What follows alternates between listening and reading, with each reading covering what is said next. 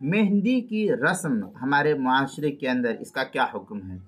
شادی کے موقع پر لڑکی کو زینت کے لیے مہندی وغیرہ لگانے کی شرعی طور پر تو اجازت ہے، لیکن اس کے لیے باقاعدہ تقریب کا اہتمام کرنا اور لوگوں کو دعوت دینا اور بلانا، اس کا شریعت میں کہیں ثبوت نہیں ہے۔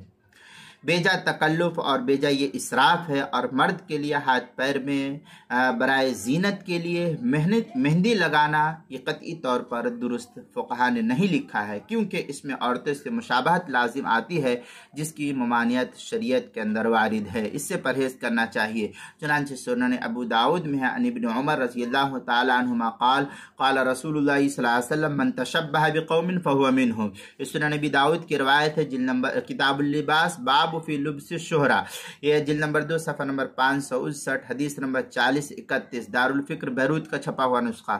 مشکات المصابیح کتاب اللباس الفصل الثانی جلد نمبر 2 صفحہ نمبر 375 پر ہے۔ مسند امام احمد ابن حنبل میں ہے قال علیہ الصلوۃ والسلام کل شیء یلہو بہ ابن آدم فہو باطل۔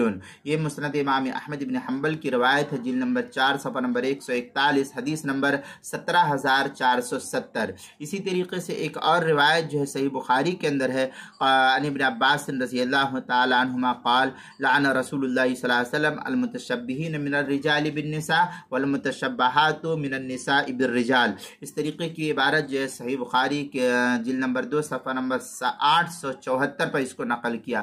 مرقات المفاتیح میں ہے الحناء سنہ للنساء ویکرہ لغیرہن من الرجال الا ان یکون لعذر لانہ تشبہ بہن۔ اس طریقے کی عبارت جو ہے مرقات المفاتیح اس کے 8ویں جلد صفحہ نمبر 16 اور صفحہ نمبر 17 پر جو ہے اس کو نقل کیا۔